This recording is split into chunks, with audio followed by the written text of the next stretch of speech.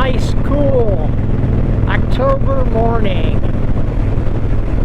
How you doing there, old Hippie-Biker here? Out riding again. Just rambling and talking about what I do about nothing. And out here enjoying this beautiful morning. And it's October. This is a writing video that I tried to make a couple days ago, and then when I got on the computer, I noticed that the camera was pointed too far down. I hope it's pointed outward. And so you can see this beautiful, beautiful farmland I'm in here in Arkansas. Just cruising on my old wide glide.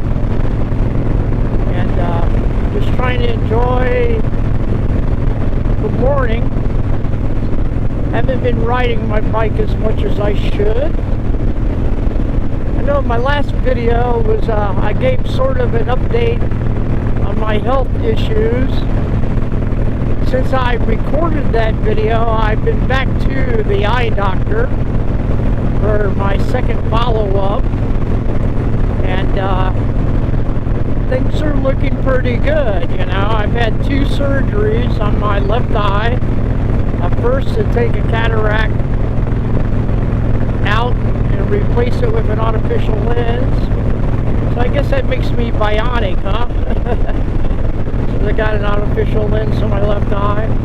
And then I had to have, the doctor had to go in and do a second surgery to work on what's called a macular pucker. And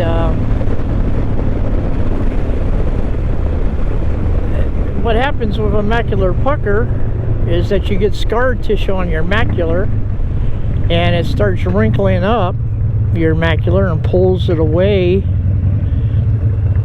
from the back of your retina. And there's a place in your macular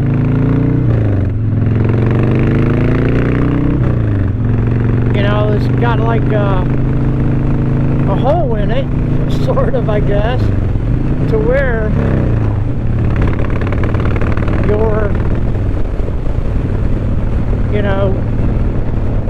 where your vision focuses in, I guess I described that right. Anyways, and what happens in the macular, the surgery on the macular, is that they go in, the doctor goes in, and you're wide awake while he's doing it, and he peels away the scar tissue off the macular so that it can heal. While it heals back, it tightens back up against your retina. And some of the things, that the macular pucker causes is a loss of vision and a distorted vision. And as it heals back up, your vision goes back to normal. And so far, my eyesight's improved to be better than what it was before the surgery. And it's still healing up, and it should improve a lot more.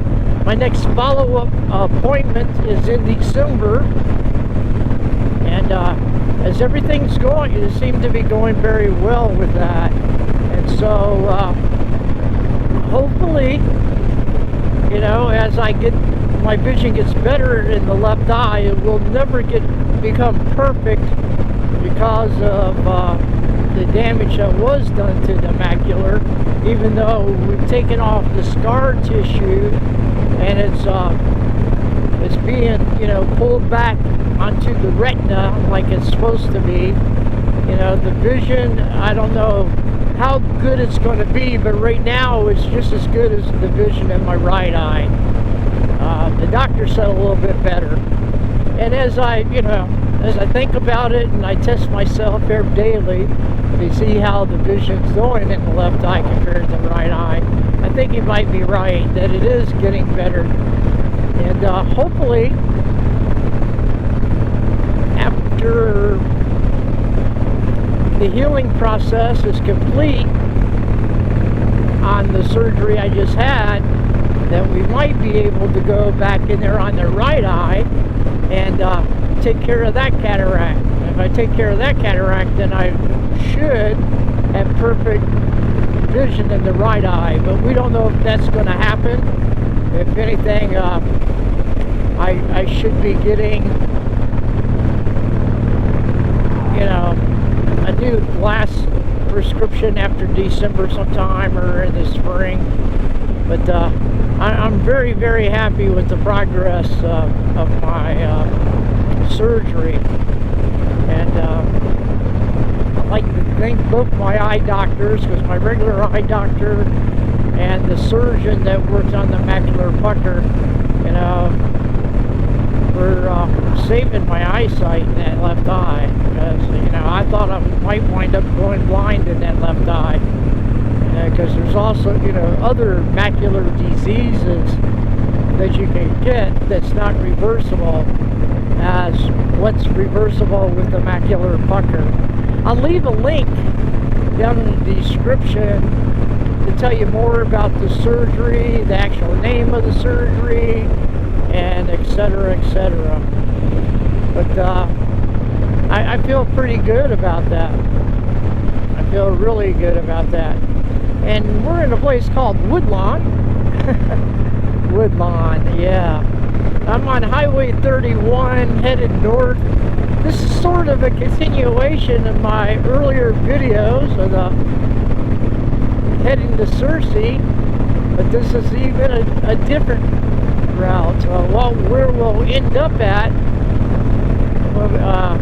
down the road here is we'll be in Beebe, Arkansas. And I don't know if I'm going to go all the way to Searcy or not, but I wanted to get out and ride and give you an update about the follow-up with my eye surgeon, my eye doctor, and let you know about what's going on with that.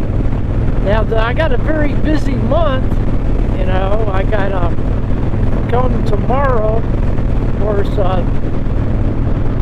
You know, this video might be up by tomorrow, but tomorrow I returned to the VA. I got lab work to get done concerning my liver before my appointment next week. I think it's next week with my liver doctor or the liver clinic, because I got doctors there. And anyways, I got lab work tomorrow, and then following the lab work, I'm going to be getting an ultrasound done, you know, to look at my liver and look at other parts of my abdomen, you know, that they're concerned about. I'm not really sure. I guess to see if there's any additional damage, so they can evaluate where my liver disease is at, you know. Like I said earlier, I initially was told that I had fatty liver disease, and then but at my appointment after the last ultrasounds with the liver clinic and everything, they told me that I actually had cirrhosis of the liver, which really totally baffles me. Of course, I know that, you know, alcohol abuse is not the only cause of liver disease, and especially cirrhosis. But you know, it's been 18 years since I drank any alcohol, and so it kind of baffled me. You know, actually I quit 18 years ago for health reasons. I did it because I wanted, you know, I thought I was throwing my life away, wasted money, and my health was deteriorating because of the use of alcohol. So I gave up alcohol. You know, I gave up the beer drinking, the whiskey drinking, and all that kind of stuff. And in order to live a long life. Now, I was doing searches on you know, how on trying to judge what your life expectancy is. And you know, one of the things I read, video I watched, and some stuff I read along with it, was that if you make it up to the age of 68, then most likely, you know, you're going to live until you're 74. I mean, not 74, but 84. And I don't know how they came up with those numbers, but I like that, you know. But, you know, I've had a wrench thrown in there, being diagnosed with having diabetes and having cirrhosis of the liver, or liver disease. I don't know. I'm hoping when I go back, they're going to say, ah, we made a mistake. Oh, right there, I need to get some gas, and there's a good place to do it. And I'm going to go in here, but I need gas. I need, let's see here, where's the regular unleaded? Unleaded, is it alcohol free?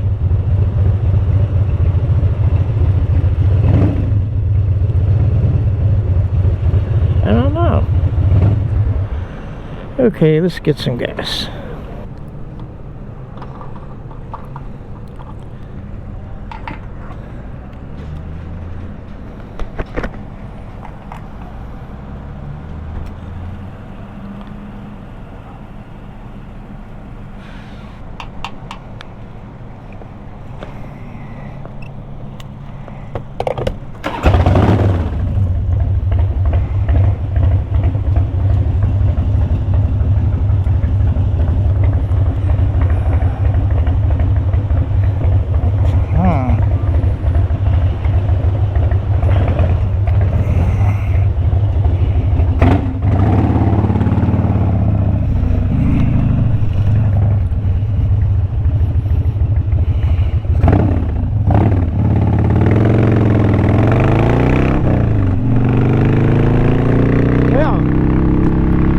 Got gas. We're 6 miles from BB.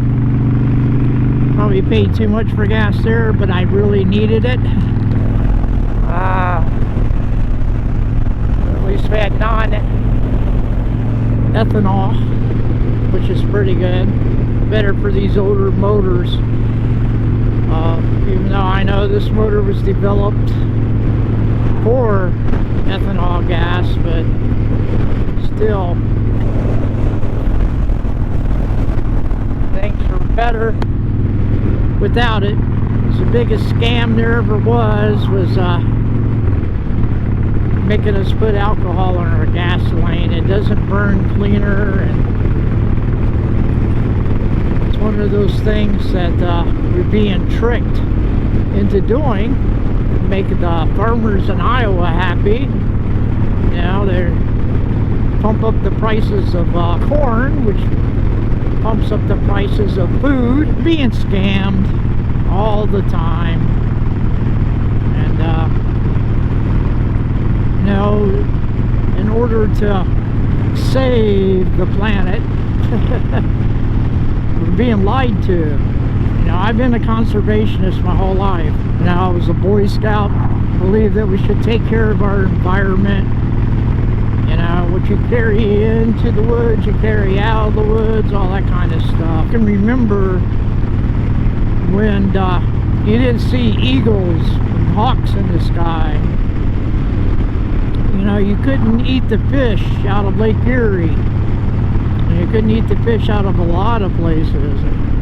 You know, because of all the poisons that we, you know, through our industrialization. Holy cow.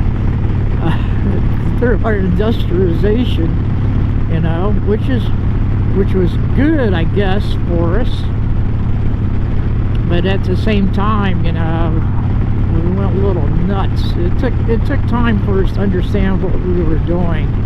And once we figured it out, the damage that we were doing, we started doing something about it. I like the 2-lane roads. I like just riding around on back roads, sometimes the windy roads when I get up in the Ozarks, you know. And we got a tractor up here. That's one of the things you have when you out 2-laning.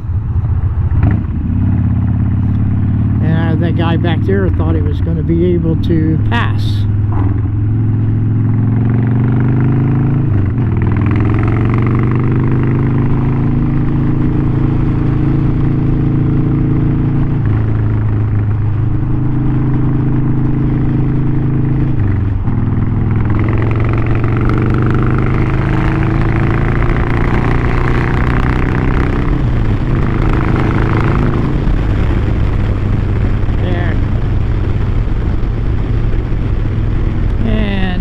There, I passed them. The speed limits were a lot slower up this way. Let's see. And I believe the road is turning. Here we're coming into BB. There's the projects. The hood of BB. Yeah, not really. Wow, look at that, all those statues and stuff. But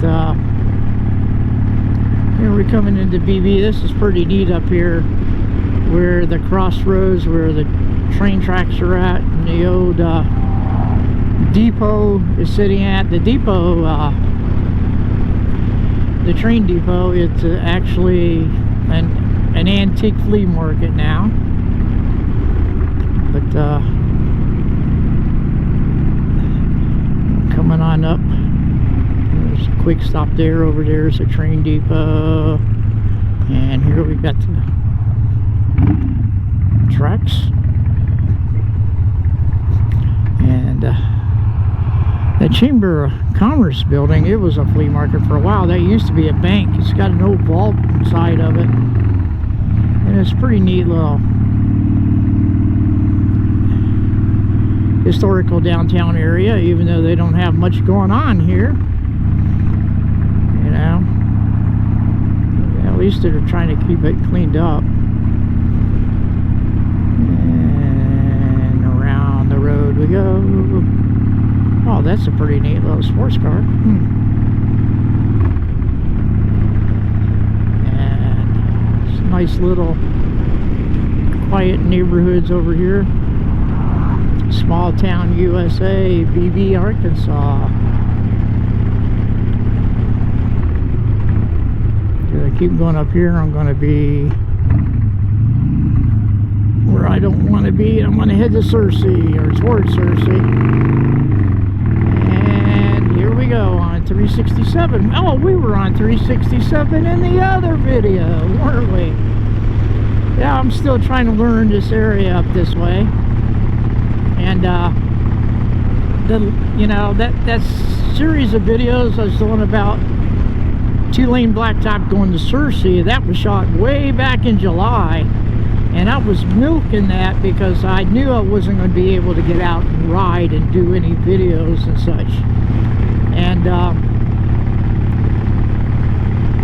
well, anyways, I'm continuing on doing my videos. If you like this video, make sure you hit that like button. Don't forget to share the video and subscribe.